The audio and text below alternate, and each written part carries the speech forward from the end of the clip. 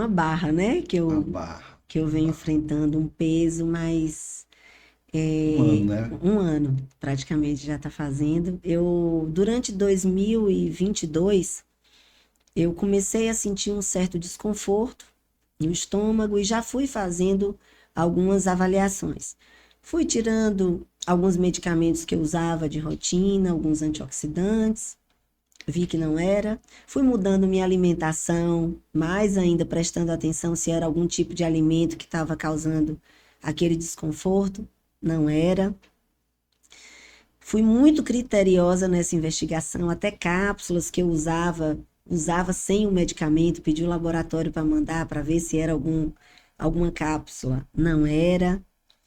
E fui ao longo desse período investigando. Em dezembro de 2022, eu cheguei a fazer vários exames por não estar me sentindo tão bem, sentindo um pouco de dor na região do estômago. E fiz exames de laboratório, vários exames de imagem, fiz tomografia de tórax, fiz ressonância, fiz tomografia de abdômen total, fiz endoscopia também na época. E nada. E em dezembro de 2022, todos esses exames vieram sem diagnóstico. Em janeiro de 2023, eu tratei a H. pylori, que tinha vindo no exame, e a dor só piorava, era uma dor progressiva. E quando chegou o final de março, eu percebi que a dor se intensificava, mas até então eu não tinha perdido peso, mantinha algum medicamento que eu tomava para proteger o estômago e aliviava a dor, me alimentando normal. E no início de abril,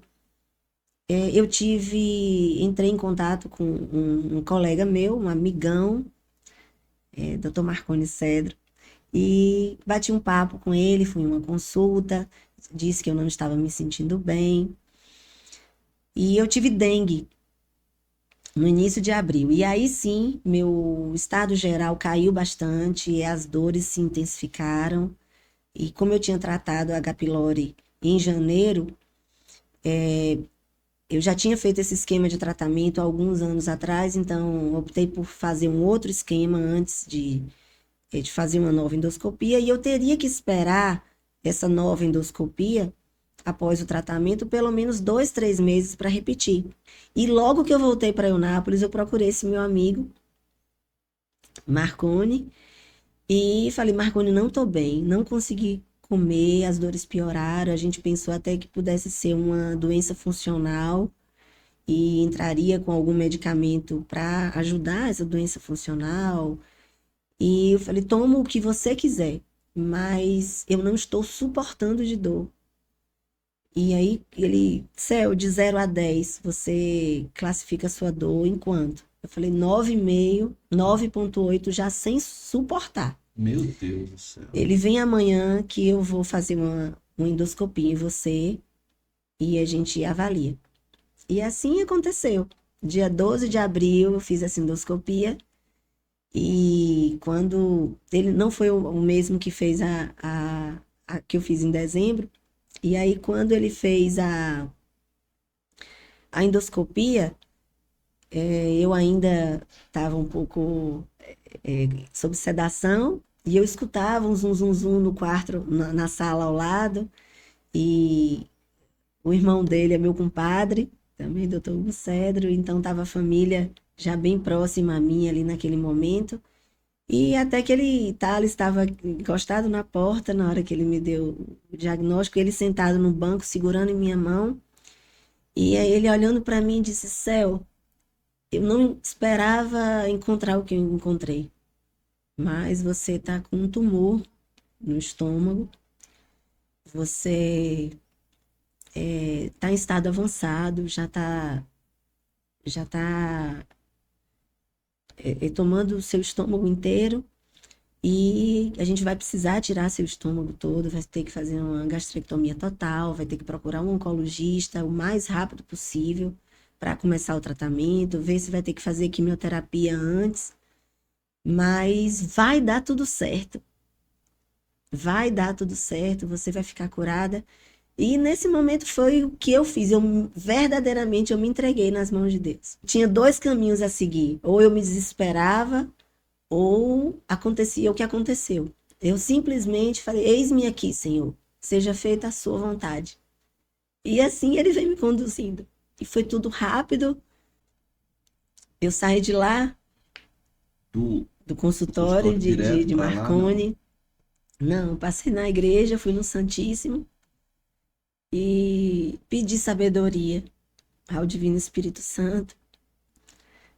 Passei no meu outro colega, pedi para que ele ficasse em paz, porque realmente a gente não tinha visto nada no exame anterior. Aí nós fomos na casa de meus pais, sentei com eles, disse que precisava partilhar com eles algo novo que tinha acontecido, mas estava muito fortalecida na fé, confiante que tudo ia acontecer como Deus planejou para a minha vida. Já tinha me entregado a Ele e que precisava também do apoio deles junto comigo, mas que infelizmente eu tinha descoberto naquele dia que eu estava com câncer no estômago e precisava correr contra o tempo para que eu tivesse chances de viver e que ia acontecer o que Deus planejou para mim e que eu ia simplesmente confiar. E aí, eu acho que por minha essência em amar demais, eu sempre fui muito intensa no amor. E às vezes, eu acho, isso me ajudou também, tem me ajudado na minha doença, em querer ser forte, corajosa, para que eu não veja ele sofrendo por mim. Então eu preciso ser forte, eu preciso ser corajosa, eu preciso mostrar a eles que quando a gente tem Deus no coração, todo fardo se torna mais leve. E assim eu tenho feito. E assim eles reagiram. Quando a mãe falou: minha filha, é você quem nos dá força de enfrentar tudo isso. Não somos nós que estamos dando força a você. Você nos dá força para lutar com você. Hoje eu estou sob os cuidados no Rio ainda de Dr. Frederico Miller. E agora estou voltando para esse novo tratamento em Teixeira com o Dr. Leonardo. Mas me senti muito acolhida no Rio. Fui operada lá no Rio, no primeiro momento, por Dr. Lúcio Pacheco, que foi quem fez a gastrectomia total. Mas antes passei pela químio, né? Eles fazem a retirada totalmente do estômago e ligam uma parte do intestino ao esôfago. E aí cria-se tipo como se fosse um falso estômago, né? Pela alça intestinal. Que ele disse que eu ia perder em torno de 30 quilos. Eu já estava com 72. E eu falei: não, então como eu vou começar com a quimioterapia, eu fiz 4 sessões de quimioterapia a cada 15 dias antes da cirurgia. E aí, antes da cirurgia, eu ganhei peso. Eu estava malhando, então eu estava me preparando para poder fazer a cirurgia.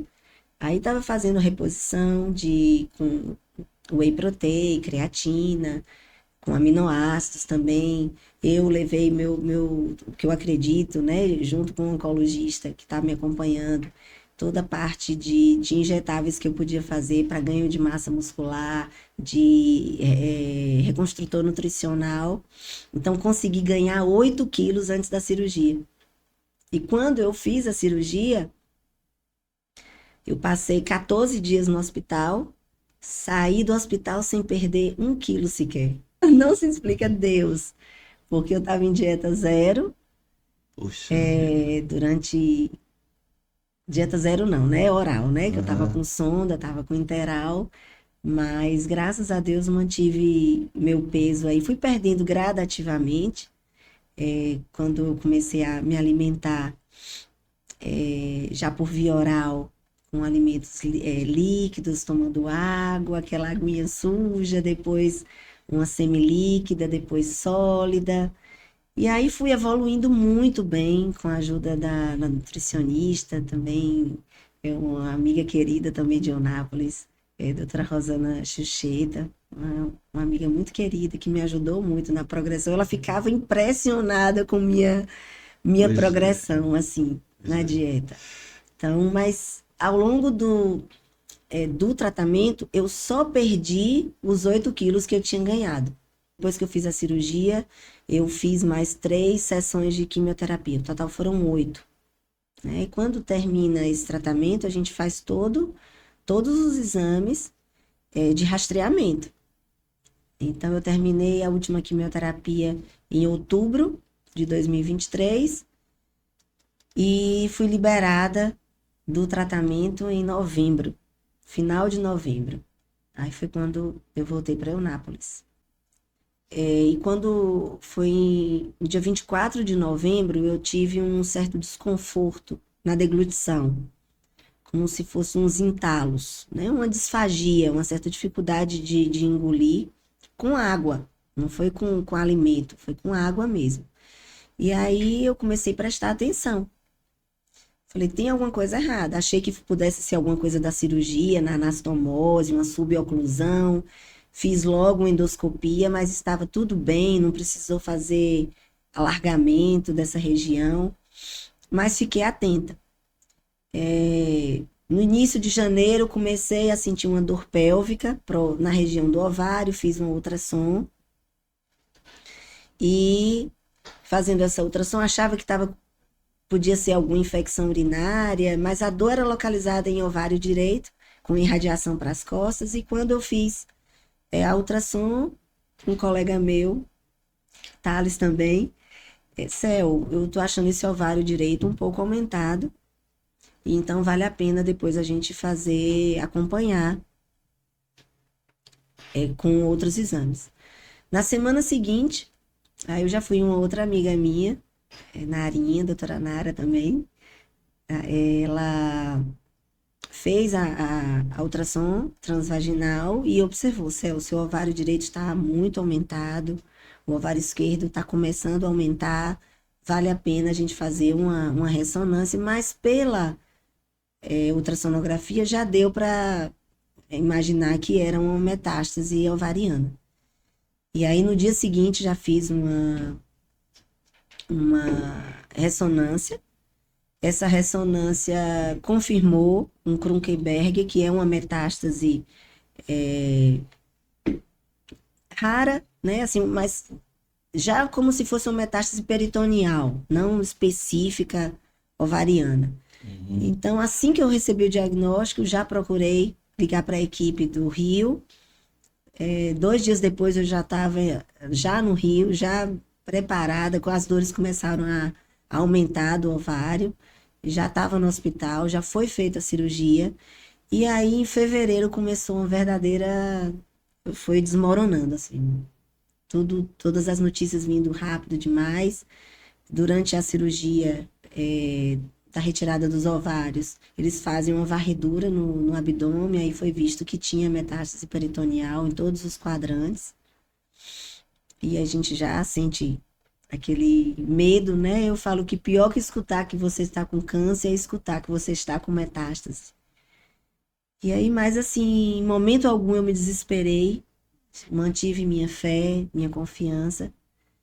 E dessa metástase peritoneal, eu fui me recuperando da cirurgia para ver quais seriam os próximos passos. Depois já fui no oncologista, saber qual o tipo de tratamento, aguardar o resultado do exame anatomopatológico, imunohistoquímico, e aí foi decidido que eu faria uma quimioterapia com imunoterapia.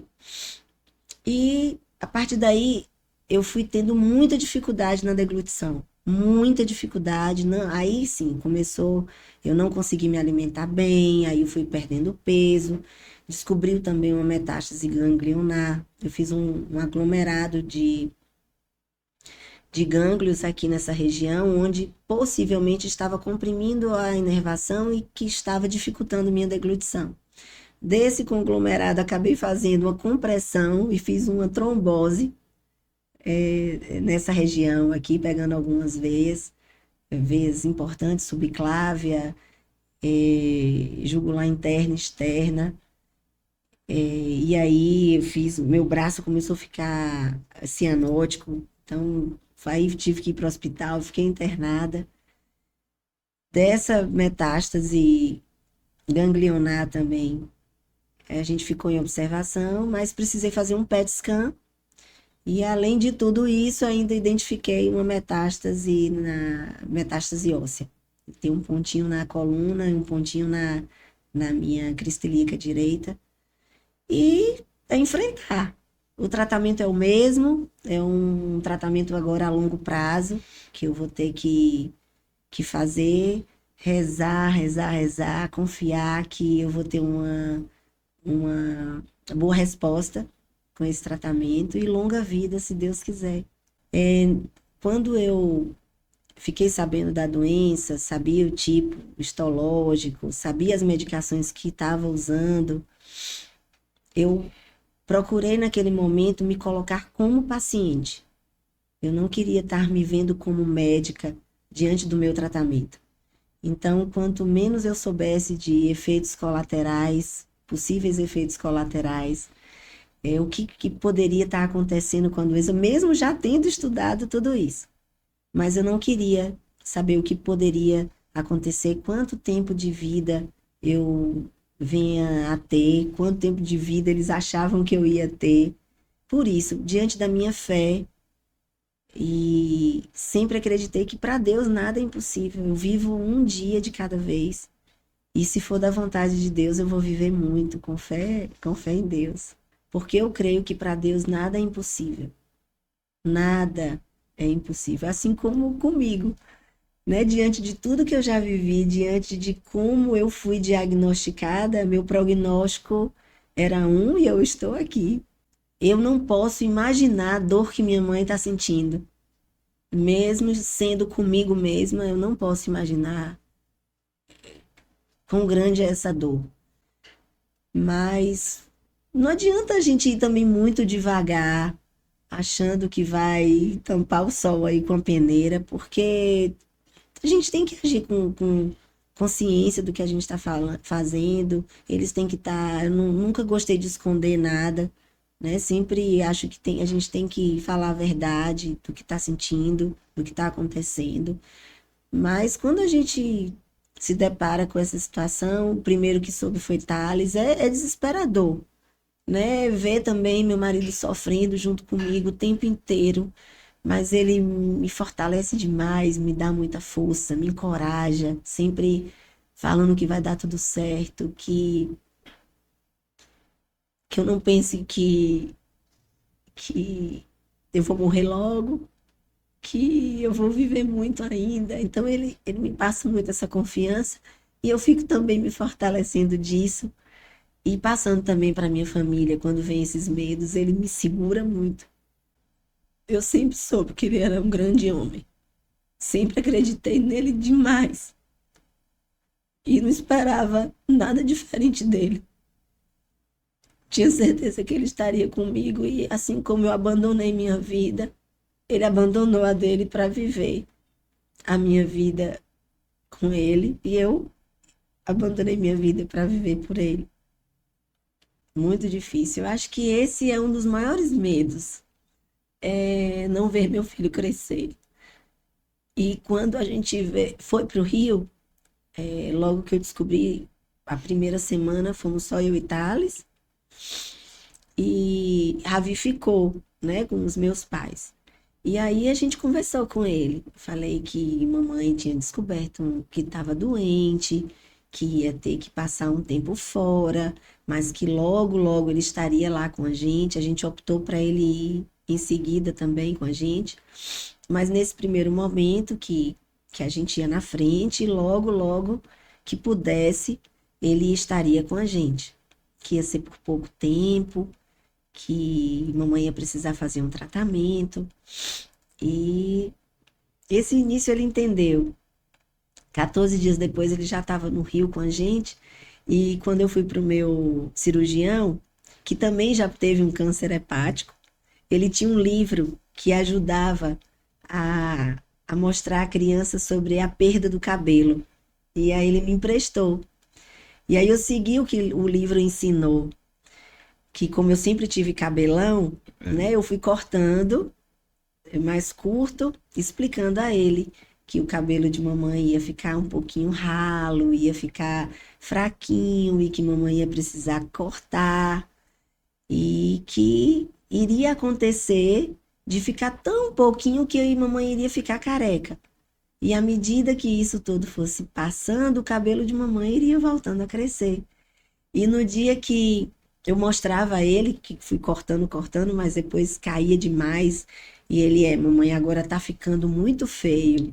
Aí eu falei com ele, vamos raspar então, mamãe vai raspar.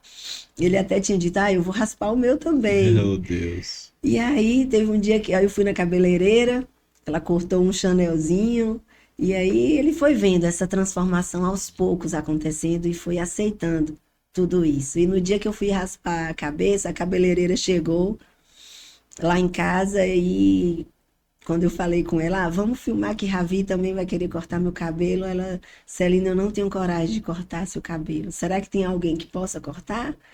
E aí foi Thales quem teve que raspar. Gigante, né? Teve coragem. Junto com Ravi. Mas foi um momento assim muito especial porque com todo carinho, com todo amor, com tudo isso que a gente estava vivendo juntos, Ravi participou também, assim como o Thales, o tempo todo comigo. E de uma maneira tão espontânea, à medida que cortava o cabelo, ficando já careca, Ravi olhou para mim e falou: Mamãe, você está linda!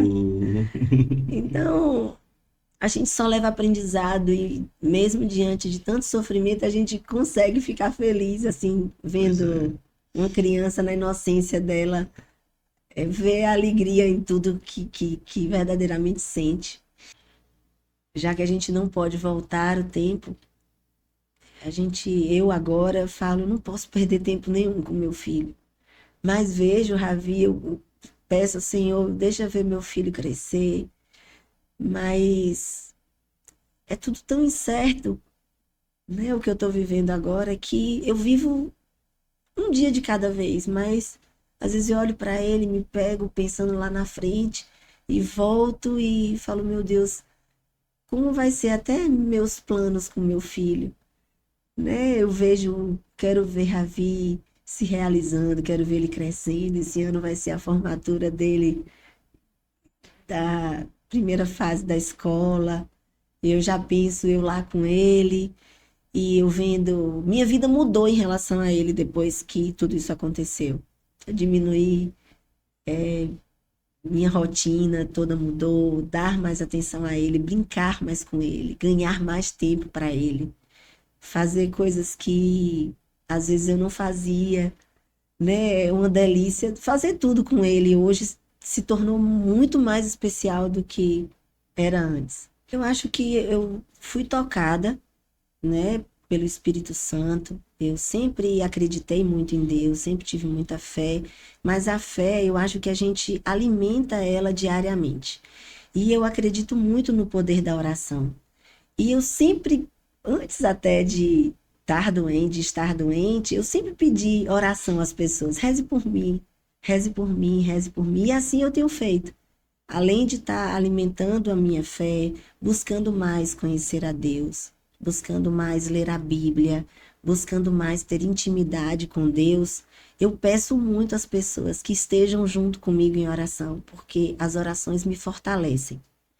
Então, eu acho que isso faz a minha fé aumentar, isso faz eu ter mais confiança no meu tratamento, porque tem horas que as pessoas que conversam comigo e diante de tudo isso que eu estou vivendo, passando, diante do meu estado atual da doença, chego a pensar, eu acho que Celina não tem noção do que ela está vivendo.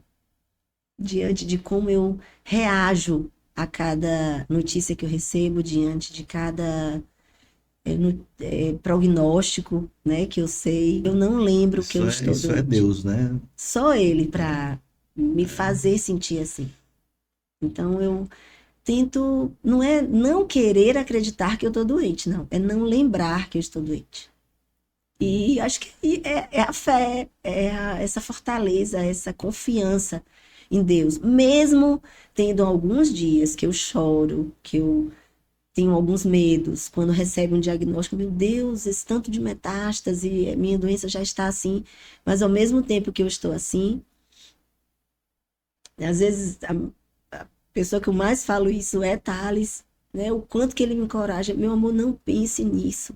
Não pense nisso, muda seu pensamento, pense em outra coisa, se fortalece, reza, não abala a sua fé, não deixe que nada venha abalar a sua fé. Eu logo confio, né? Tiro aquilo da minha cabeça, é pouco tempo que eu fico naquela situação e volto a esquecer, e volto a confiar, volto a acreditar que sempre vai estar tudo bem, porque eu tenho um Deus que sabe tudo que vai acontecer em minha vida e só confio tudo a Ele. Eu falo que o melhor exemplo, o exemplo que eu posso dar é aquela caixinha de música, que quanto mais chega a oração é como se mais cordinha eu estivesse dando na bailarina para que eu possa estar ativa, animada, feliz. E as orações são muitas, e as pessoas dizendo, céu, você não imagina quantas pessoas têm orado por você, quantas pessoas têm se aproximado de Deus por você. Então, eu falo, Senhor, seja feita a sua vontade, que o Senhor me leve onde o Senhor precisa alcançar, que eu seja verdadeiramente usada por Ti para alcançar as pessoas que o Senhor deseja, que não que eu alcance, mas o Senhor, e que as pessoas que estão passando junto comigo essa dor, que estão se aproximando de Deus por minha causa, rezando por mim, intercedendo por mim, que elas também possam se aproximar de Deus. E é isso que eu tenho escutado direto. Isso é um grande presente para mim de Deus. Com certeza. É um grande presente de Deus para mim. E estou confiante que vou conseguir, durante todo o meu tratamento, poder trabalhar, mas trabalharei menos, né? Mudei um pouco minha rotina, vou trabalhar um turno somente, no outro turno eu quero dedicar ao meu filho, ao meu esposo, à minha família. Mãe provavelmente vai morar agora mais pertinho de mim, então eu quero dedicar às coisas que eu gosto de fazer, dedicar a, as minhas amigas também, realizar as coisas que eu gosto de fazer no meu dia a dia, voltar a fazer minha atividade física, tomar meu cafezinho, amo um café, esse por sinal tá uma É, delícia, delícia, café. e cuidar mais da minha família, cuidar mais da minha casa, do meu esposo, dos meus filhos, né? Alimentar mais a minha fé, quero passar a conhecer mais a Bíblia, quero ser mais estudiosa quanto à palavra de Deus. Então, quero quero acrescentar à minha vida, além da minha profissão, fazer mais coisas que vão me tornar cada dia mais feliz. Eu me vejo daqui a um ano como eu estou agora, feliz, confiante, realizada, mesmo diante de todo o sofrimento, buscar alegria, mesmo diante de tanta dor, encontrar motivos para sorrir, para levar alegria para o outro, para sentir a alegria de quem está perto de mim, me ver viva, de me dar um abraço e falar que bom que você está aqui. E que eu esteja mais fortalecida na fé e talvez que eu possa estar enxergando mais o que Deus deseja de mim. E veio uma frase, né? Faça do dia de hoje o melhor de todos. E que hoje é verdadeiramente o que eu vivo. Eu faço do dia de hoje o melhor de todos. Eu vivo um dia de cada vez. Não deixe para depois o que você pode fazer agora. Não deixe de dizer a ninguém o quanto essa pessoa é especial para você. Não deixe de perdoar as pessoas. Não adie esse perdão. Perdoe. Não deixe de dizer que essa pessoa é importante para você, que você admira essa pessoa, que essa pessoa te acrescenta. Que a gente realmente não perca tempo de viver uma coisa que você tem vontade de viver, conhecer alguém, conhecer um lugar, vestir uma roupa, usar uma louça em sua Um casa que está perfume guardado, um especial, perfume especial. Eu uso o perfume meu preferido todos os todos os dias. dias. Verdade. Todos os dias eu uso o meu perfume preferido. Então, não deixe para usar numa festa. Não deixe de usar. Não sei se eu vou poder usar amanhã. Um beijo grande, fiquem com Deus e faça do dia de hoje o melhor de todos.